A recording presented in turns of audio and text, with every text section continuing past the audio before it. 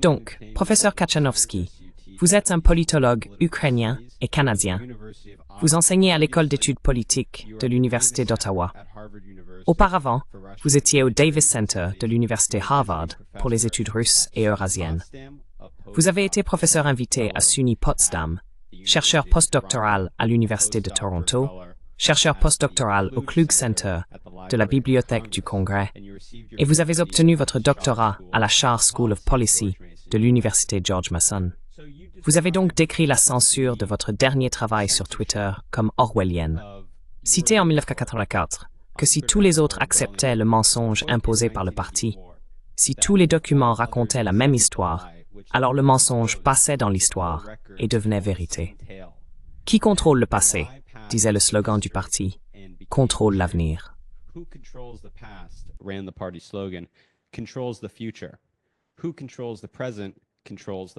Qui contrôle le présent, contrôle le passé. Nous le voyons constamment lorsque nos responsables occidentaux insistent de manière réflexive sur le fait que cette guerre actuelle en Ukraine n'a pas été provoquée, malgré le fait qu'elle a été très provoquée et très prévisible. Pendant de nombreuses années, des personnes comme John Mearsheimer, Stephen F. Cohen et George Kennan ont prédit que l'expansion de l'OTAN conduirait à ce résultat exact. Et bien sûr, nous savons, grâce à ce site appelé Wikileaks, que nos responsables occidentaux savaient que l'expansion de l'OTAN vers l'Ukraine était une ligne rouge, non seulement pour Poutine, mais pour chaque faction politique de l'établissement de la politique étrangère russe. Professeur, pourquoi est-il si important pour ceux qui mènent cette guerre par procuration que personne ne sache ce qui a précipité ce conflit?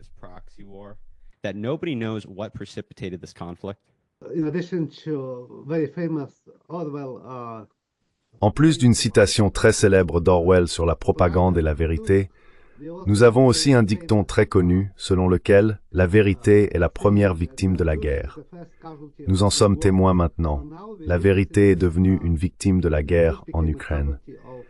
J'utilise ce dicton dans mon livre, qui vient d'être censuré par un éditeur britannique, ainsi que dans d'autres publications et études académiques sur cette guerre.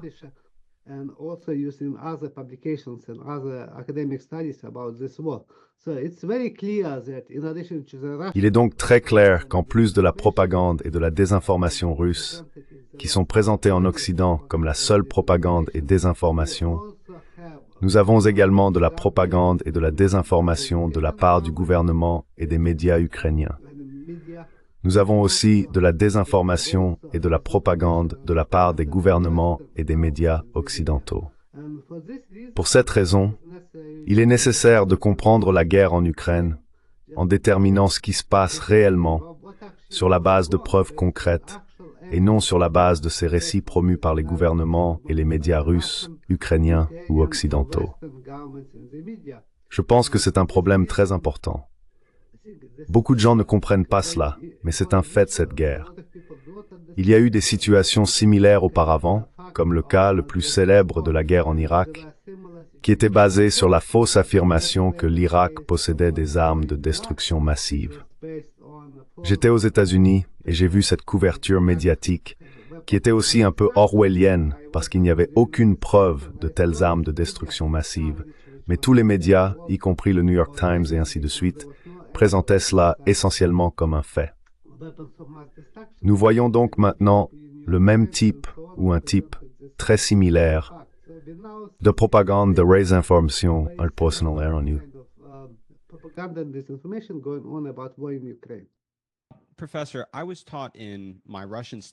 Professeur, on m'a enseigné dans mes études russes et en sciences politiques qu'il n'existe pas d'histoire unique et correcte, que l'histoire doit être sujette à un débat et à une révision constante, et que lorsqu'il y a un effort uniforme pour écrire l'histoire, pour la réécrire simplement pour produire le bon récit politique, c'est en fait un problème. Je me souviens avoir lu sur un mouvement visant à décoloniser le domaine des études russes. Il est basé sur l'idée que la Russie est la force suprême du mal dans l'histoire de l'Europe de l'Est. Je me souviens avoir lu cela quand j'étais à l'université, et l'argument semblait minimiser un certain nombre de faits historiques. comme le rôle joué par l'armée rouge dans la défaite de l'Allemagne nazie. Afin de faire valoir un argument historique, politiquement commode, pour obtenir un soutien à notre guerre actuelle avec la Russie via l'Ukraine, comme notre proxy.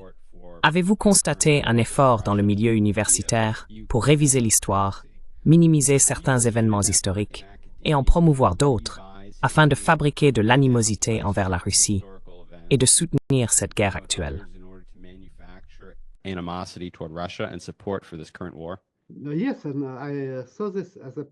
Oui, et j'ai vu cela dans le cadre de mes recherches, et j'ai publié à propos de ce genre de tendance dans mes études académiques.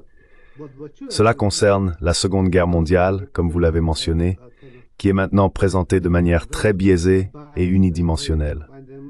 Cela s'est également manifesté dans ce qui s'est passé au Parlement ukrainien lorsqu'une ovation debout a été donnée par tout le gouvernement ukrainien, y compris le Premier ministre du Canada, l'ensemble du Parlement ukrainien, ainsi que Zelensky et les membres de son gouvernement, aux vétérans de la division SS Galicia. Après avoir vu cela, j'ai publié un tweet à ce sujet parce que j'ai recherché cette division et les massacres qu'elle a commis ou dont les membres ont commis de tels massacres, y compris dans mon lycée en Ukraine occidentale. Ce tweet est devenu viral, entraînant une couverture médiatique et des excuses de la part des politiciens canadiens concernant cet événement.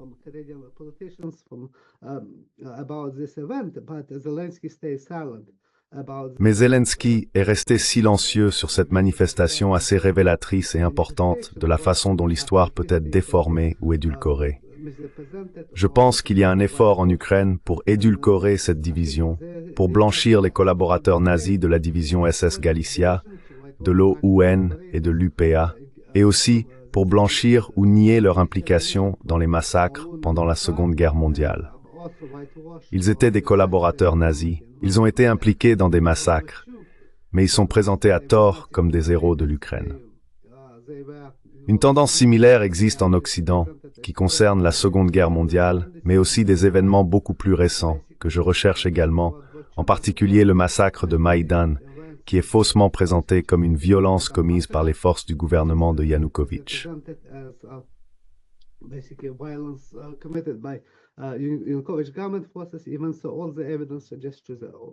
Même ainsi, toutes les preuves montrent que ce n'était pas le cas. C'était un massacre de première classe perpétré par des membres de l'opposition, y compris des organisations d'extrême droite en Ukraine et des éléments oligarchiques de l'opposition ukrainienne à l'époque. Et cela concerne également la guerre dans le Donbass, qui est mal représentée comme une guerre entre la Russie et l'Ukraine, même si c'était une guerre civile avec des interventions militaires russes. Et cela concerne également la guerre actuelle en Ukraine. C'est donc une tendance assez révélatrice et importante.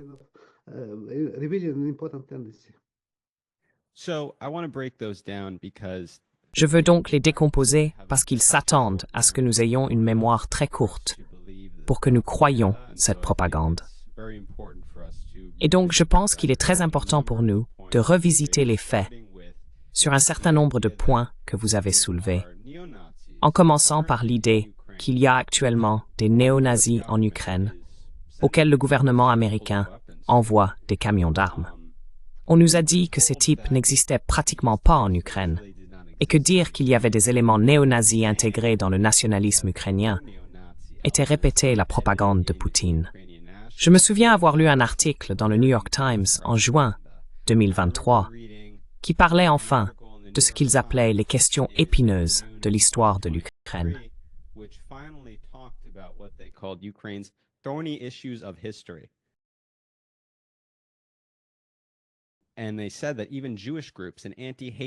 Et ils ont dit que même les groupes juifs et les organisations anti-haine qui ont traditionnellement dénoncé les symboles haineux sont restés en grande partie silencieux à propos de ces symboles néo-nazis que tout le monde a vus en première ligne. En privé, certains dirigeants se sont inquiétés d'être perçus comme adoptant les arguments de propagande russe. C'était dans le New York Times. Et bien sûr, comme vous l'avez mentionné, le Parlement canadien a ovationné un immigrant ukrainien de 98 ans qui a en fait combattu dans une formation militaire du Troisième Reich accusée de crimes de guerre, comme vous-même et Lev Golinkin l'avez publié. Dans quelle mesure y a-t-il encore aujourd'hui des éléments néo-nazis dans l'effort de guerre? Et dans quelle mesure cela a-t-il influencé le mouvement nationaliste ukrainien?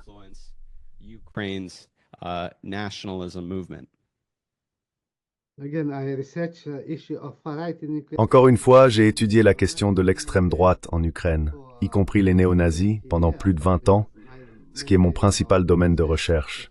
Je me spécialise dans la violence politique, les conflits et spécifiquement l'extrême droite en Ukraine. J'étudie les formations d'extrême droite, y compris l'UPA, et maintenant plus de organisations, ainsi que les événements du massacre de Maïdan et celui du Donbass, etc. Donc je peux dire, et j'étudie aussi la politique de la couverture médiatique de l'Ukraine. Pour moi, ce n'est pas un hasard. C'est le même type de tendance qui est très clair de la manière dont les médias et les gouvernements occidentaux déforment la représentation de l'extrême droite en Ukraine. Avant 2014, avant le renversement de Maïdan du gouvernement de Yanukovych en Ukraine, l'Ukraine était présentée dans les médias américains essentiellement comme une sorte de... Et les Ukrainiens étaient souvent présentés comme des collaborateurs nazis pendant la Seconde Guerre mondiale, avec une implication dans l'Holocauste.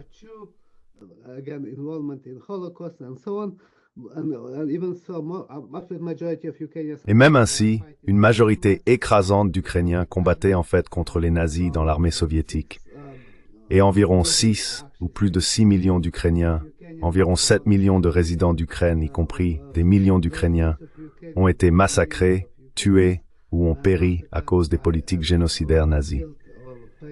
Mais c'était une sorte de tendance à dépeindre l'Ukraine de cette manière.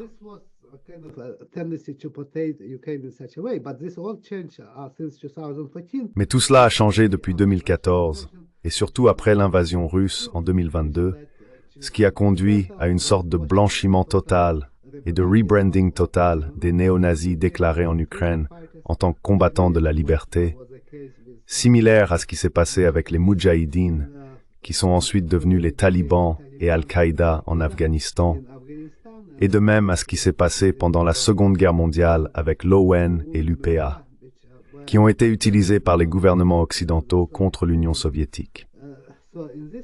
Donc dans ce cas, il est très important de comprendre ce que la propagande et le récit russe disent sur l'extrême droite en Ukraine, y compris les néo-nazis, car la Russie prétend à tort que l'Ukraine est un État néo-nazi, que les nazis sont essentiellement au pouvoir en Ukraine, et qu'il y a eu un coup d'État fasciste ou nazi en Ukraine en 2014.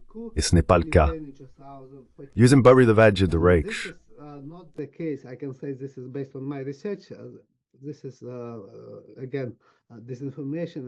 C'est encore une fois de la désinformation et de la propagande utilisée par la Russie pour justifier l'invasion illégale de l'Ukraine en 2022.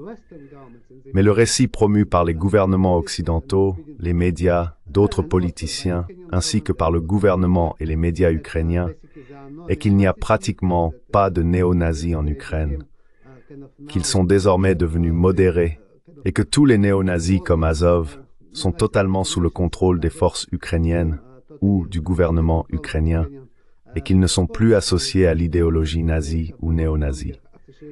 Ce récit est également faux, car il n'est basé sur aucune preuve. Il est basé sur des considérations politiques. J'ai récemment publié un article dans une revue à comité de lecture avec Mark Adams, un professeur des États-Unis, qui se spécialise également dans le terrorisme, sur l'extrême droite et leur implication dans le massacre en 2014, ainsi que leur implication dans la guerre dans le Donbass.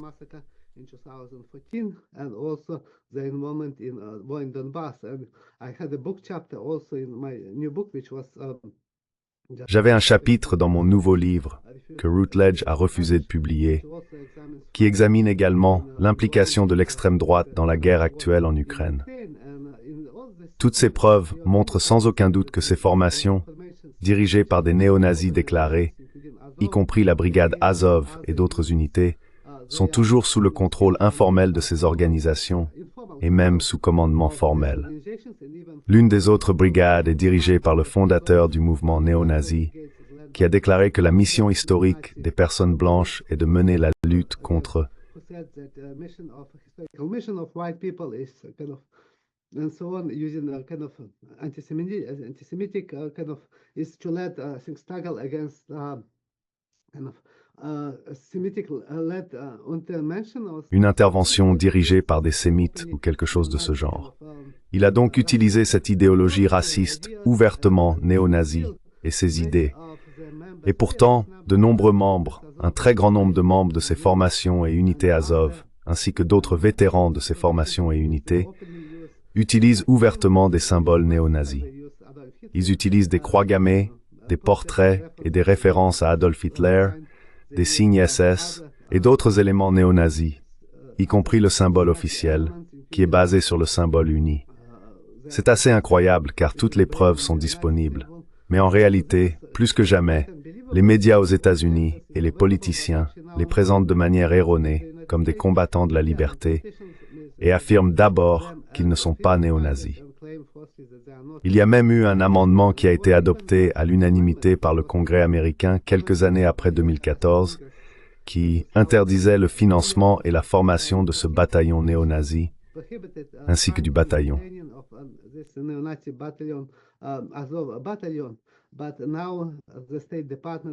Mais maintenant, le département d'État a essentiellement déclaré qu'il n'était plus soumis à cet amendement parce qu'il a changé et qu'il est sous un nouveau commandement. Pourtant, c'est totalement faux. C'est juste de la politique, ce qui est très important à comprendre. Il y a une division, un peu comme ce que j'ai mentionné, la propagande et la désinformation par la Russie, mais aussi la propagande et la désinformation par l'Occident. Parlez gouvernement avec Antonin et very personal granning dans le bisley.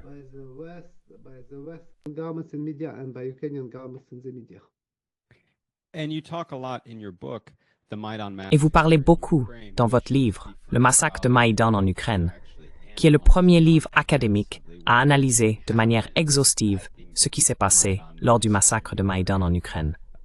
Il est en accès libre et sera lié ci-dessous.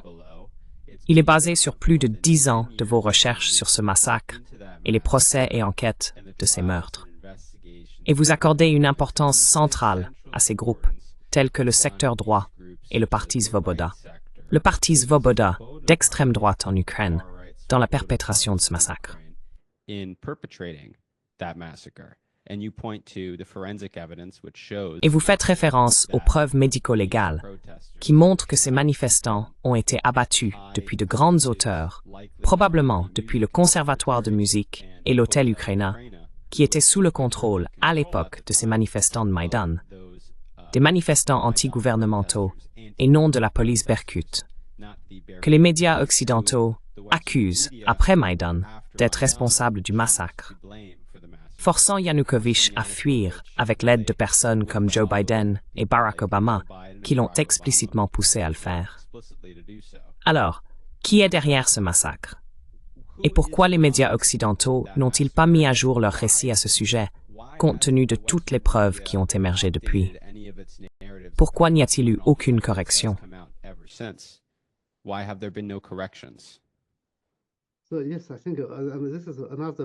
Oui, je pense que c'est un autre sujet très important que j'ai étudié depuis que ce massacre se déroulait. Je regardais cela en direct quand c'est arrivé parce que, encore une fois, je me spécialise dans la violence politique en Ukraine. J'ai donc recherché cela depuis et je continue de le faire. J'ai même trouvé de nouvelles preuves après avoir publié mon livre avec Palgrave Macmillan, qui est une grande maison d'édition académique britannique. C'est aussi un livre en accès libre et j'ai utilisé une campagne GoFundMe pour financer les frais d'accès libre afin de rendre ce livre accessible gratuitement aux gens.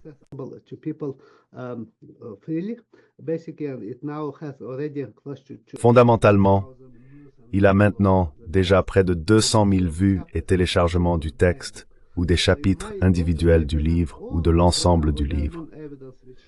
Donc dans mon livre, je présente toutes les preuves accablantes qui montrent sans aucun doute que ce massacre n'a pas été commis par les forces de police ou d'autres unités gouvernementales, spécifiquement des snipers du gouvernement Yanukovych ou toute force liée à Yanukovych ou à tout autre pays étranger comme la Russie, mais que ce massacre a été commis par des membres de l'opposition, par l'opposition Maïdan, spécifiquement pour imputer cette violence à Yanukovych et à ses forces afin de prendre le pouvoir.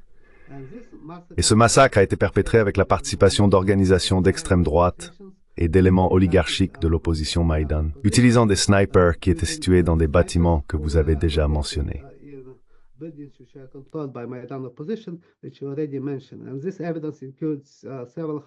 Et ces preuves incluent plusieurs centaines de témoignages de témoins oculaires à ce sujet.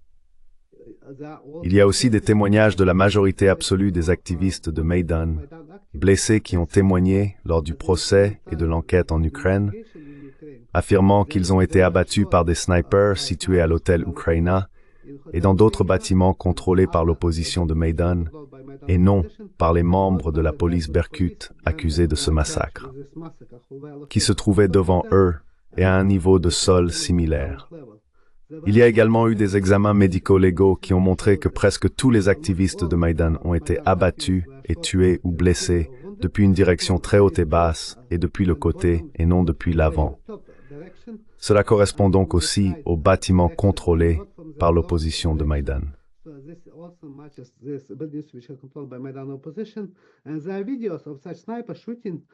Et il y a des vidéos de tels tirs de snipers depuis ces bâtiments contrôlés par l'opposition du Maïdan, y compris par des groupes d'extrême droite de snipers à l'hôtel Ukraina. C'est donc toutes les preuves que j'ai présentées dans mon livre. En plus de cela, il y a beaucoup d'autres témoignages que j'ai examinés, et spécifiquement, toutes les preuves clés ont disparu.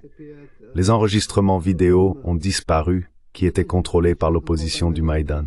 Les balles ont disparu des corps des manifestants qui ont été tués ou blessés, et aussi leurs boucliers et casques ont disparu.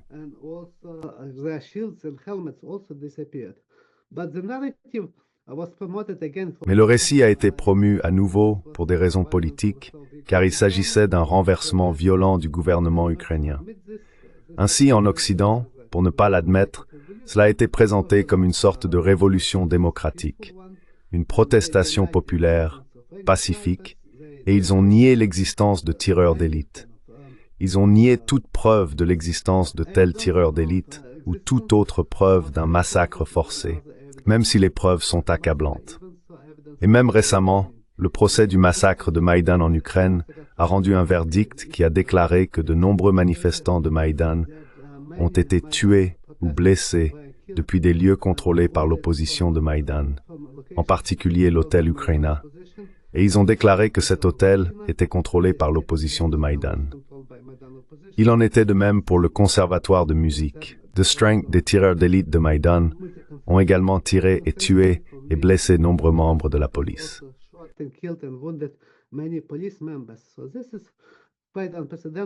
Il est donc assez inédit de voir de telles preuves disponibles publiquement, mais les médias ne rapportent pas cela parce que, évidemment, c'est politiquement gênant. Cela saperait tout le récit sur le conflit en Ukraine et montrerait en fait que les personnes présentées en Occident comme menant une révolution démocratique ou une manifestation pacifique en Ukraine étaient en réalité celles impliquées dans un meurtre de masse pour s'emparer illégalement du pouvoir en Ukraine via ce massacre forcé.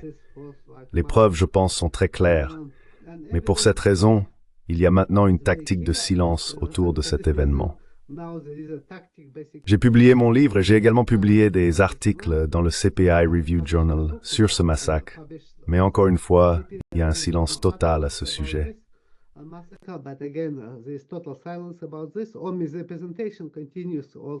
Toutes les déformations continuent également. Il y a des gens qui nient ouvertement toutes les preuves ou prétendent que cela n'a jamais eu lieu. Ils affirment même que le verdict n'a pas indiqué ou confirmé la présence de tels snipers dans l'hôtel, ce qui est assez incroyable à voir. Ils le font ouvertement parce que c'est un blanchiment de meurtre de masse et une déformation de l'événement clé qui a conduit au conflit ultérieur en Ukraine. l'annexion de la Crimée par la Russie qui a eu lieu par la suite, la guerre dans le Donbass, qui était une guerre civile avec des interventions militaires russes et qui a finalement abouti à l'invasion illégale de l'Ukraine par la Russie, qui est maintenant également devenue une guerre par procuration entre la Russie et l'Occident en Ukraine.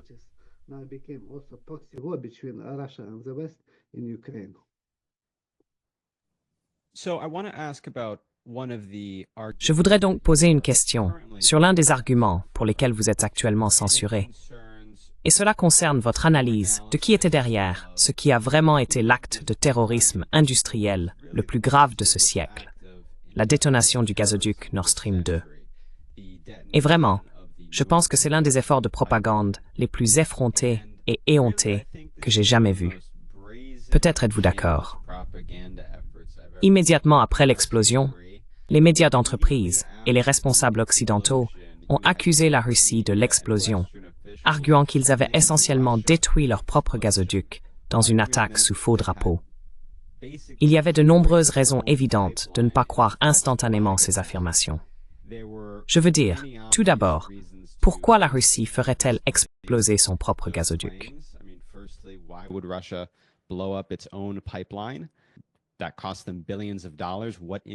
Cela leur a coûté des milliards de dollars. Quel intérêt aurait-il à faire cela? Il y avait beaucoup d'intérêt pour les États-Unis à le faire. Et en fait, comme vous l'avez écrit, des responsables américains ont menacé de faire exactement cela. Parmi eux, Victoria Nuland et Joe Biden, qui, aussi récemment que le 7 février 2022, quelques jours avant l'invasion russe de l'Ukraine, ont déclaré, je cite, « Si la Russie envahit l'Ukraine, il n'y aura plus de Nord Stream 2. » Et puis Poutine a envahi, et quelques mois plus tard, il n'y avait plus de Nord Stream 2, comme Joe Biden l'avait promis. Et donc, si quelqu'un avait besoin de plus de preuves que les États-Unis ont fait sauter le pipeline, il y a un rapport récent de septembre de cette année.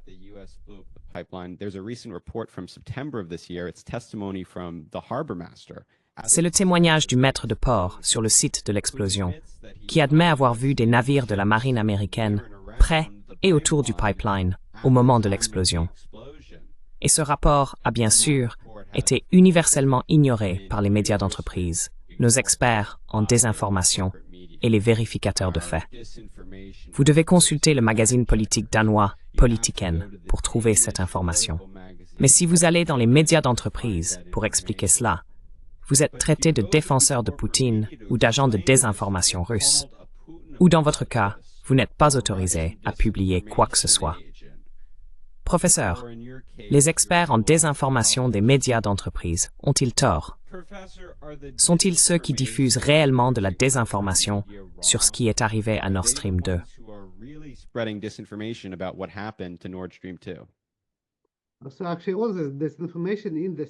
En réalité, toute cette industrie de l'information fait simplement partie de l'industrie de la propagande. Il n'y a pas d'autre façon de le dire, car vous avez des personnes qui n'ont aucune connaissance des problèmes sur lesquels elles deviennent en quelque sorte des experts. Elles sont présentées essentiellement comme des vérificateurs de faits, et elles déterminent ce qui est de l'information et ce qui ne l'est pas. Pourtant, pour moi, cela nécessite beaucoup de recherche, donc je dois examiner les preuves, etc. Et vous voyez certaines personnes qui se proclament essentiellement comme une sorte d'autorité suprême sur ce qui s'est réellement passé en Ukraine, même si toutes les preuves sont publiquement disponibles, comme dans le cas du massacre de Maïdan. Donc je les considère comme faisant partie de la désinformation, et il y avait un système similaire en Union soviétique.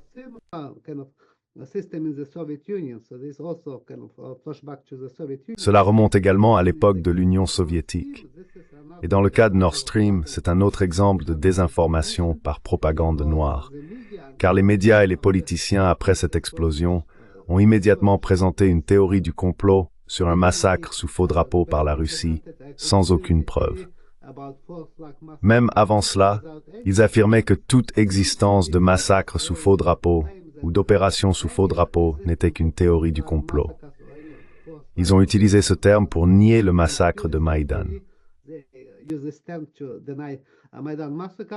even so there was overwhelming evidence, including admission. Même ainsi, il y avait des preuves accablantes, y compris des aveux de 14 membres des groupes de snipers de Meydan dans des vidéos et des documentaires, ainsi que des témoignages liés au massacre de Meydan, y compris d'autres preuves, telles que des déclarations de 10 membres éminents de la direction de Meydan ou d'activistes de Meydan sur l'implication de l'opposition de Meydan.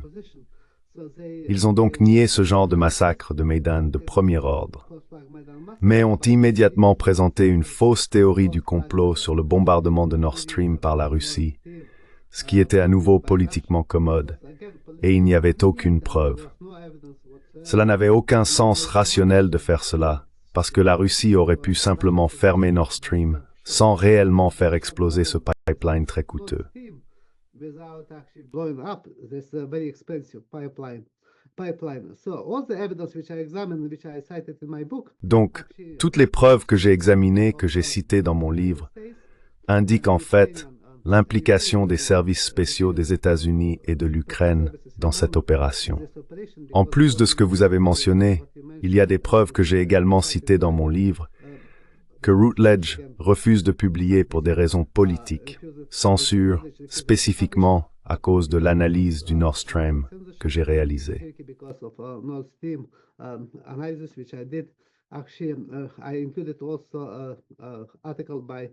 En fait, j'ai également inclus un article du célèbre journaliste d'investigation américain Seymour Hersh sur l'implication du gouvernement américain. De plus, il y a une enquête officielle menée par le gouvernement allemand, ainsi que par les médias allemands basés sur cette enquête, et aussi par la police allemande. Les enquêtes menées par les principaux médias allemands et d'autres médias, y compris les médias néerlandais et danois du Danemark, ont toutes montré qu'il y avait une implication non seulement des États-Unis, mais aussi des forces spéciales ukrainiennes, et ils ont même nommé des personnes impliquées dans cette opération.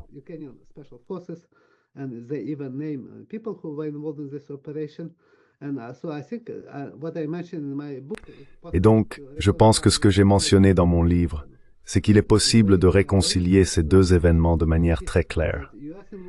Il est possible que l'implication des États-Unis ou de l'Ukraine n'exclut pas l'implication à la fois des États-Unis et de l'Ukraine, car cela peut être fait ensemble dans le cadre de cette opération.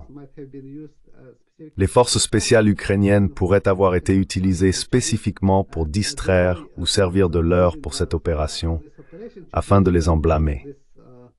En gros, les forces spéciales ukrainiennes font de facto partie des États-Unis, et cela a été révélé par les médias occidentaux, y compris le New York Times et d'autres grandes publications médiatiques ukrainiennes, que les services spéciaux ukrainiens sont formés, équipés, financés et conseillés par les services de renseignement occidentaux.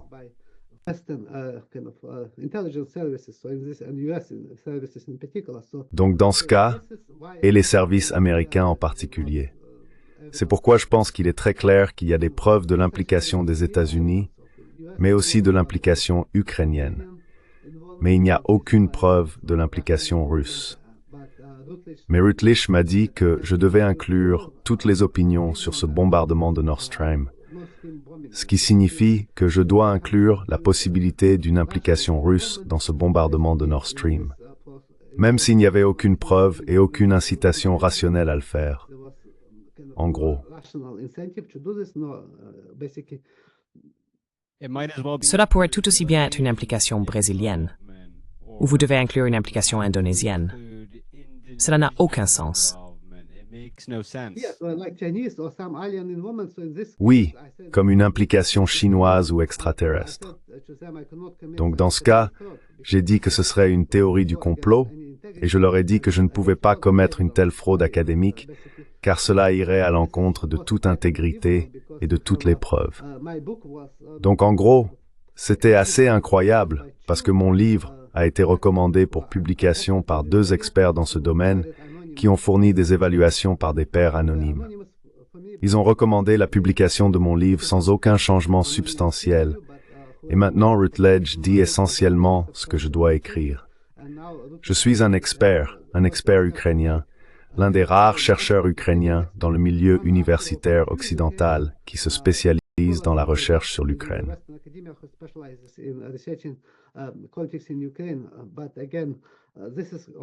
Mais encore une fois, c'est aussi assez incroyable à voir et à constater, car le milieu universitaire est également devenu un endroit où les preuves ne sont pas considérées comme importantes dans de nombreux cas, en particulier dans les études ukrainiennes, comme cela devrait l'être. La science doit être fondée sur des preuves et non simplement sur l'idéologie ou les récits politiques.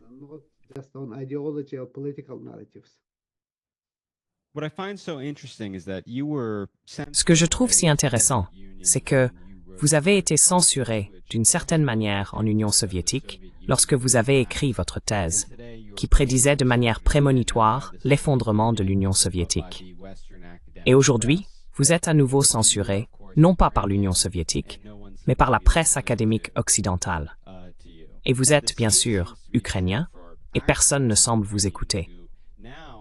Il en va de même pour les Ukrainiens eux-mêmes qui, selon Gallup, sont majoritairement favorables à une fin immédiate de la guerre, à un cessez-le-feu immédiat.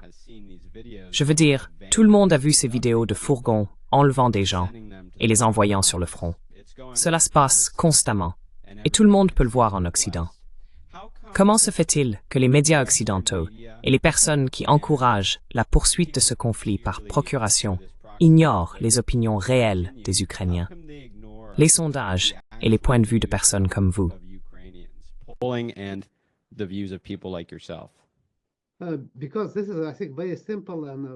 Parce que c'est, je pense, une explication très simple que je pense pouvoir expliquer. C'est une explication évidente parce qu'ils ne s'intéressent pas à l'Ukraine ou aux Ukrainiens. Ils sont simplement intéressés à utiliser l'Ukraine et les Ukrainiens comme un proxy ou une sorte de client essentiellement pour combattre ou affaiblir la Russie. C'est donc un objectif de la politique américaine sous l'administration Biden, qui a été officiellement proclamé par le chef du Pentagone au début de la guerre. Et c'est pourquoi l'accord de paix, qui était très proche d'être finalisé au printemps 2022, a également été bloqué par les gouvernements occidentaux, par les gouvernements américains et britanniques.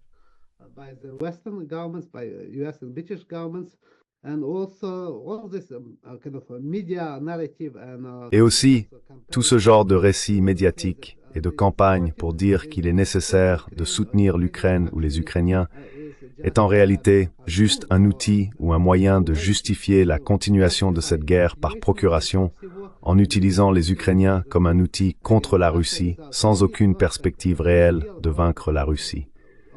Cela entraîne d'énormes pertes en Ukraine, avec des conséquences très dévastatrices pour l'Ukraine.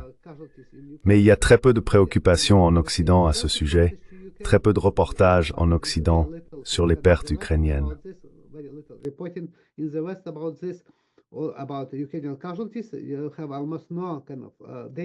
Vous avez presque aucune donnée sur de telles victimes, même si elles sont très nombreuses et significatives, y compris dans ma région natale de l'ouest de l'Ukraine. Mais il n'y a presque aucun reportage sur la mobilisation forcée qui a eu lieu. Il existe des milliers de vidéos de mobilisation forcée, mais encore une fois, il n'y a presque aucune couverture de cela en Occident.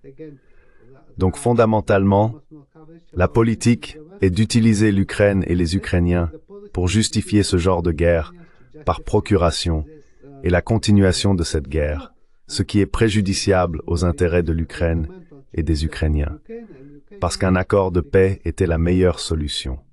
Pour cette raison, seuls les médias et les gouvernements vous permettent d'entendre les voix des Ukrainiens qui sont simplement pleins de ce récit, qui promeuvent ce récit, même lorsqu'ils sont ouvertement néo-nazis. Par exemple, ils donnent des interviews au New York Times et à d'autres grands médias occidentaux. Ils sont invités au Pentagone et dans d'autres institutions gouvernementales, et ils rencontrent des politiciens et des responsables gouvernementaux de haut niveau en Occident. Pendant ce temps, toute personne en Ukraine qui ne soutient pas cette guerre par procuration, car elle a des conséquences très dévastatrices pour l'Ukraine, se voit immédiatement refuser toute opportunité de présenter de telles opinions. Même des universitaires comme Azmir, qui recherchent cette guerre et n'ont aucun lien avec la Russie, ou qui ont soutenu une orientation pro-occidentale, y compris l'adhésion de l'Ukraine à l'Union européenne, mais pas à l'OTAN, et ont soutenu la liberté et la démocratie en Ukraine à une époque où seulement quelques dizaines de personnes ont assisté à la première manifestation d'opposition à Kiev en 1988, à laquelle j'ai moi-même assisté.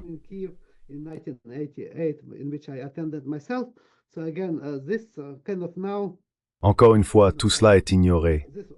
Et en gros, seulement si vous suivez le récit, si vous présentez ce qui est attendu pour soutenir ce récit, qui serait utilisé pour justifier la guerre en Ukraine et sa continuation, alors vous avez des voix ukrainiennes. Si vous ne soutenez pas cela, il devient très clair, même dans les médias académiques, non seulement dans les médias et parmi les politiciens, mais aussi parmi les éditeurs académiques comme Routledge, qui est censé être indépendant et se baser sur des preuves, pas sur la politique. Maintenant, il n'y a pas de voix ukrainiennes, ou un nombre très limité de voix ukrainiennes, qui sont capables d'exprimer de telles opinions ouvertement. Pour cette raison, je ne suis pas surpris de voir une telle réaction.